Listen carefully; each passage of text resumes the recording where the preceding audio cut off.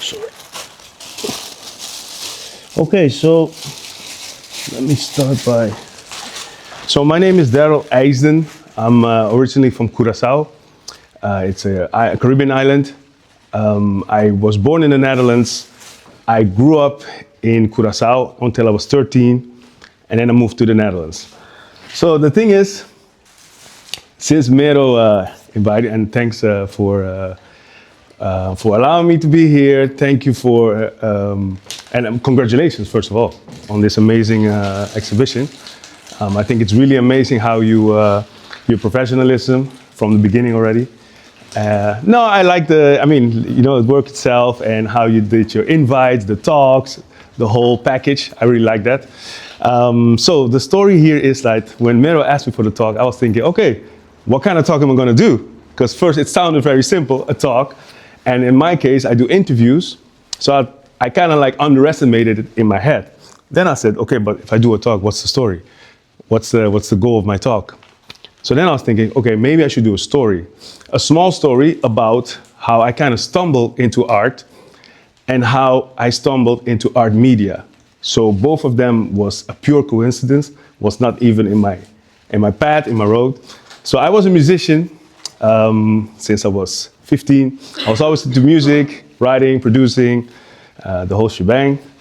And then I moved to Barcelona. And of course, Barcelona comes with all the distractions, enjoy the whole thing. My son here, Noah, I lived the life as every expat here, family life. Let's fast forward. Then the part of art came, which was, I was actually pretty, I wouldn't say bored, but I was kind of like done with music. I couldn't find that butterfly feeling. And that was very important because I think especially as an artist, sometimes of course it depends on what's your goal in life, but that butterfly feeling I used to have when I used to like grab a guitar and I came up with certain chords and I was like, oh, that would be a nice song. That feeling was gone. And by coincidence, I went to Italy and my wife is Italian, went to Italy and I said to Noah, my son who's a bit distracted in the back, I said to him, let's get some plastiline before we go into the plane because I don't want you to be on my phone all the time. So that little plastiline that we got at the bazaar, we started playing with plastiline in the plane, which was a 2-hour plane flight. And then I started making a nose, I started making a hand, and this time I want you guys to pass it on. Here. So I started making sculptures. There you go. You can just play with it. That's cool. So I started making plastiline figures. And it was weird because when I did it, I never thought about making sculptures, never thought about sculpting. It was just music. So it was a weird experience because I was like, it came out pretty natural. And I was like, oh, that's weird. And it brought me back into music when I started music because it was like a weird connection, internal connection I had. And I was like, maybe I should do more. And I started doing hands, doing noses, doing all types of figures. And I started piling up a lot of pieces, like maybe 30, 35 pieces.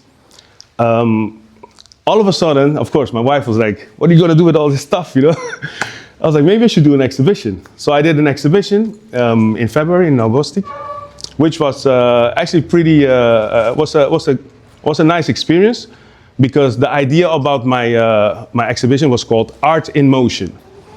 And I took that name because I think my life was already in motion. I always lived in different countries. It was never static.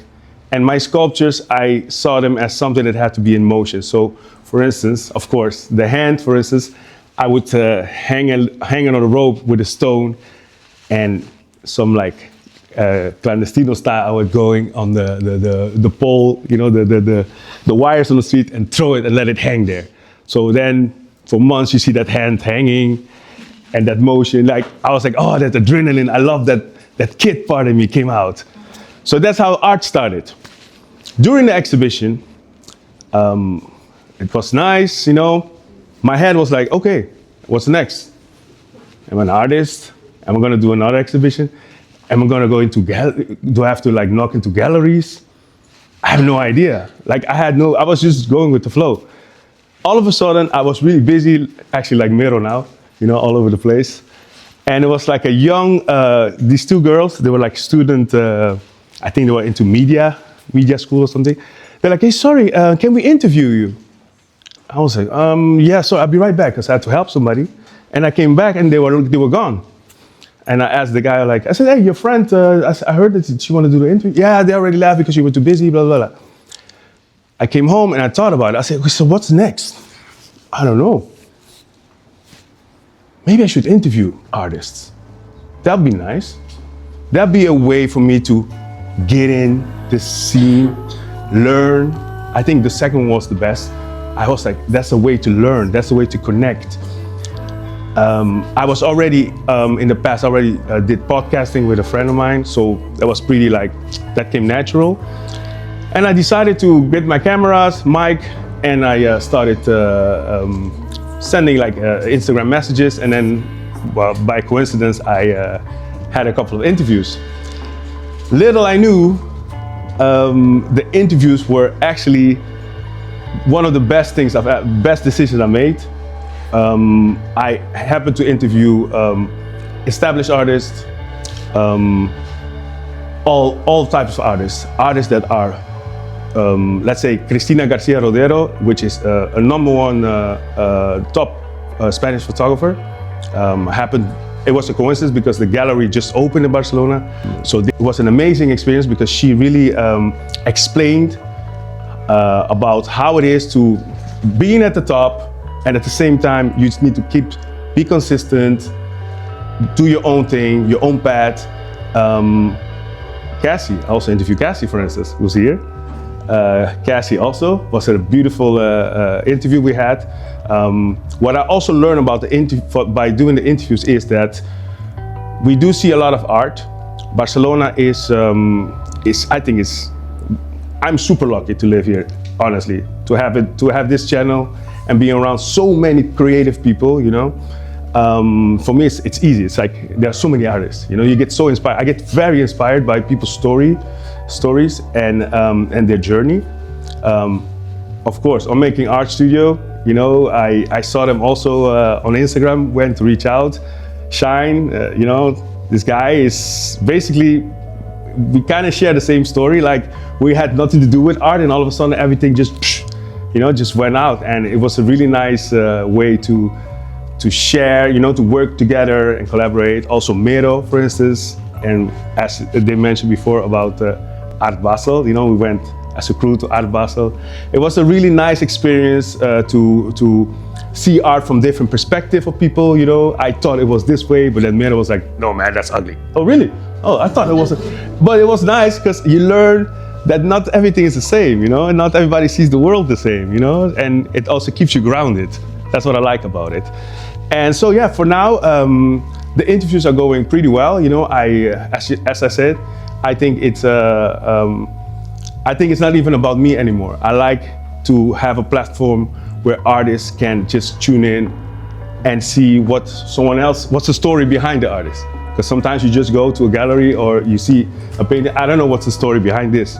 And of course, sometimes artists are not, maybe they don't want to really talk about it. And that is where I like the challenge of trying to get out the story and then share it with people. So yeah, that's basically the story of how I got into art and how media got into my life.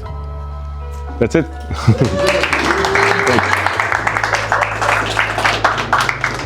So yeah, and if you go on, it's called Cervello Artistico.